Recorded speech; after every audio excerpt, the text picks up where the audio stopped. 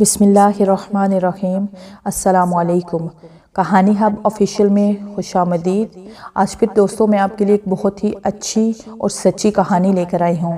نئے آنے والے دوستوں سے گزارش ہے کہ وہ میرا چینل کو سبسکرائب کریں اور بیل آئیکن کو پریس کریں۔ تو چلیں بڑھتے ہیں کہانی کی جانب۔ راحیل میری دوسری بیوی کے پہلے شوہر سے تھا۔ جڑواں بیٹوں کی پیدائش کے وقت کچھ ایسی پیچیدگیاں پیدا ہو گئی کہ میری پہلی بیوی بچ نہ سکی۔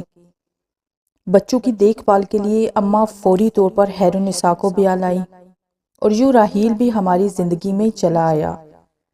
پہلے دن اماں نے اس کا تعارف کرواتے وقت کہا، بیٹا خیرالنساء بہت اچھی عورت ہے اور دکھی بھی ہے، تیرے گھر اور بچوں کو بہت پیار سے سنبھال لے گی، بس اپنے بچوں کی خاطر تجھے اس کے لڑکے کو بھی گھر میں برداشت کرنا ہوگا، اب وہ اس بدذات کو بلا کہاں چھوڑے۔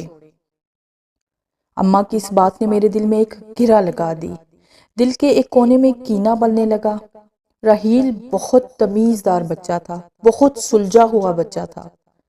ایک چیز جو میں نے شدت سے نوٹ کی کہ میرے سرد رویے کے باوجود وہ مجھ سے بے انتہا محبت کرتا اور میری بہت زیادہ عزت کرتا، اور میرے رویے کی اسے کوئی فرق نہیں پڑتا تھا۔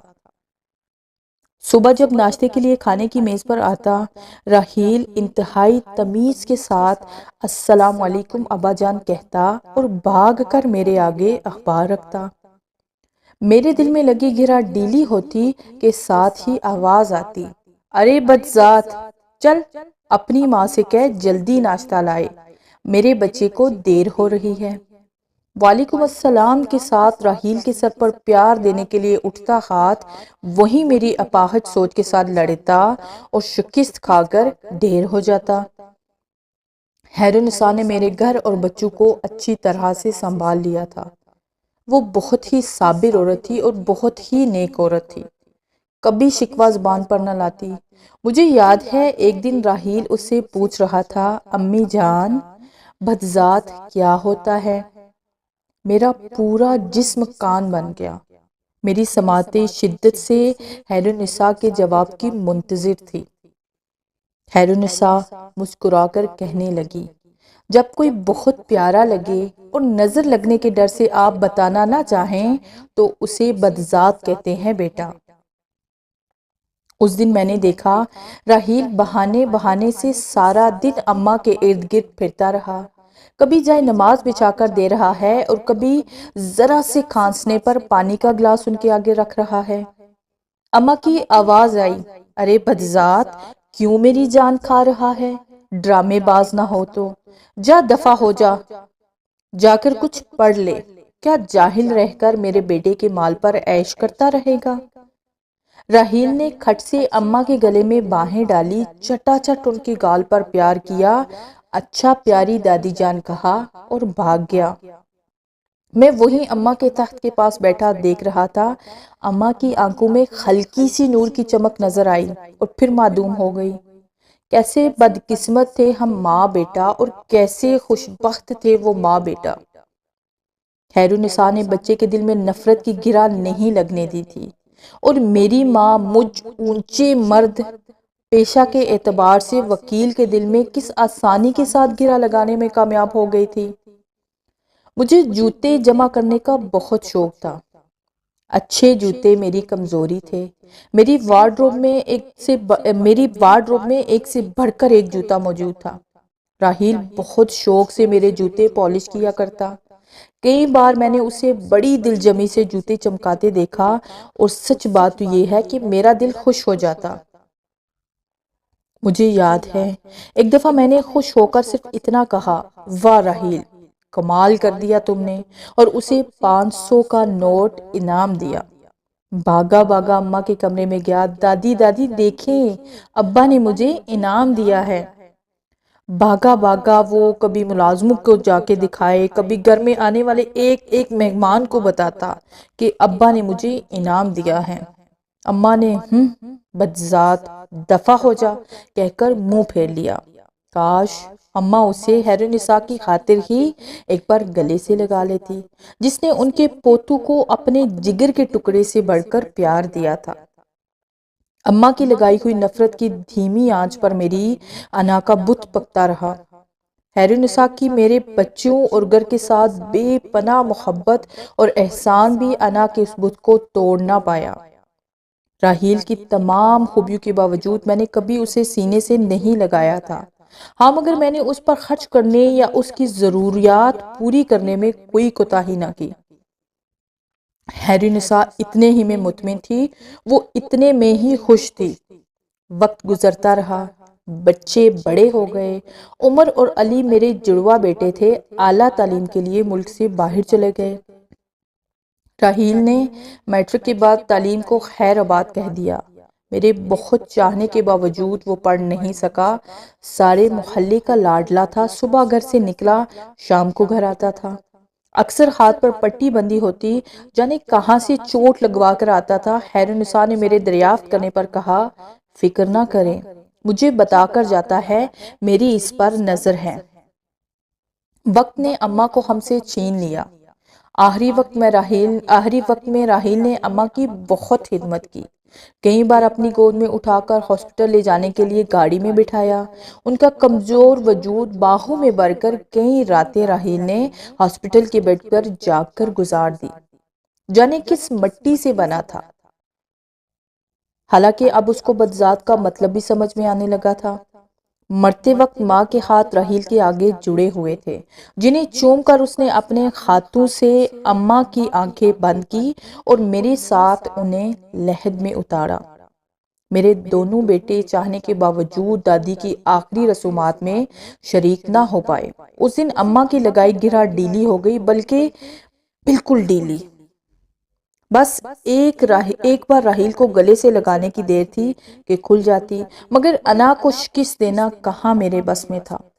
عمر اور علی نے پڑھائی مکمل ہونے کے بعد شادیاں کر لی اور ادھر کے ہی ہو کر رہ گئے۔ سال میں ایک بار بس ملنے کے لیے آ جاتے۔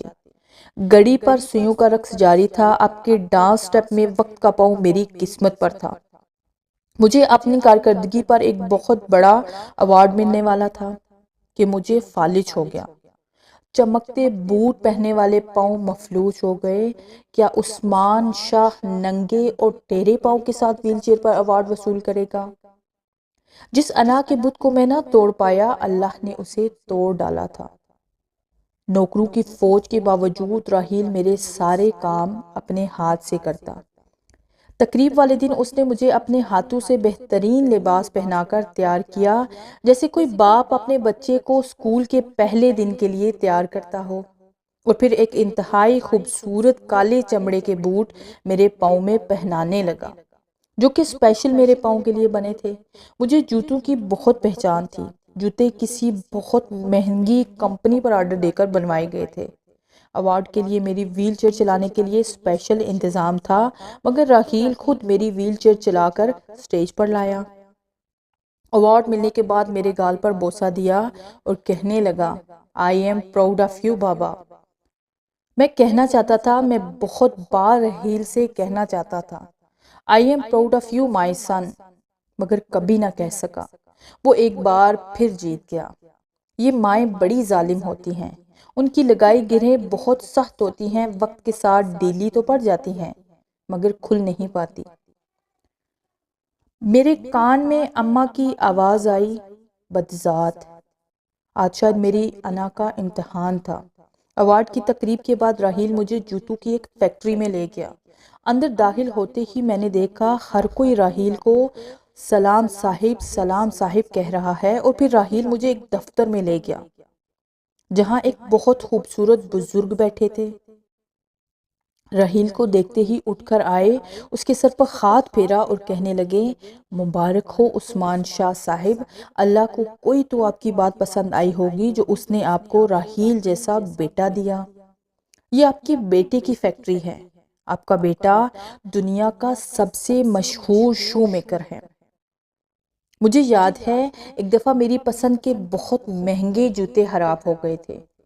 جوتے اٹلی کے تھے اور واپس کمپنی میں بھیجنے میں بہت وقت لگتا۔ راہیل نے بڑے ماہر موچی بابا جی کو ڈھونڈ کر ان سے میرے جوتے مرمت کروائے۔ یہ وہی جوتے تھے جن پر خوش ہو کر میں نے اسے 500 کا نوٹ انعام میں دیا تھا۔ بابا جی کی مہارت دیکھتے ہوئے میرے شوق کی خاطر راہیل نے ان سے جوتے بنانے کا فن سیکھا، اور اب راہیل کے بنائے جوتے پوری دنیا میں فیمس تھے۔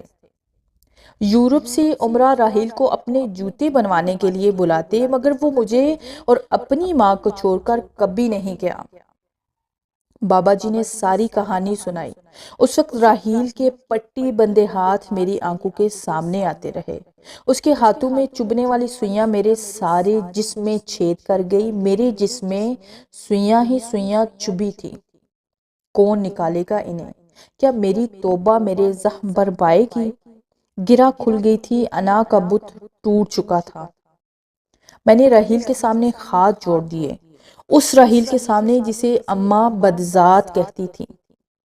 راہیل نے میرے آنسو صاف کیے، میرے قدموں میں بیٹھ گیا اور کہنے لگا، میرے سب دوستوں کے پاس ابو تھے۔ نانی مجھے اللہ سے دعا مانگنے کا کہتی اور میں نے بہت بار اللہ سے دعا مانگی۔ آپ میری دعاؤں کا ثمر تھے، میرے لیے اللہ کا انعام تھے۔ میں آپ سے محبت کیسے نہ کرتا، میں آپ کی عزت کیسے نہ کرتا۔ آپ مجھے بہت پیارے ہیں ابا، آپ مجھے بے حد عزیز ہیں۔ آپ کی نظر کرم 500 کا وہ ایک نوٹ، وہ میری زندگی کی کتاب کا سب سے بہترین نوٹ بن گیا، جس نے میری زندگی بدل ڈالی۔ میں اپنے ابا کا پسندیدہ بیٹا بننا چاہتا تھا اور وہ بن گیا۔ وہ میرا سب سے پیارا بیٹا بن گیا۔ خیرالنساء پاس بیٹی رو رہی تھی، مگر اس کی پیشانی چمک رہی تھی۔ وہ راہیل کی ماں تھی، اس نے راہیل کو محبت کرنا سکھایا تھا۔ کاش میری ماں نے بھی مجھے محبت کرنا سکھایا ہوتا۔ اس رات جب راہیل نے اپنے ہاتھوں سے بنائے ہوئے میرے بوٹ اتار کر مجھے بیڈ پر لٹایا تو زندگی میں پہلی بار میں نے اس کا منہ چوم کر کہا، I am proud of you my son. I love you more than everything بابا۔ راہیل بہت ہی پیار سے اپنے باپ کو بولا۔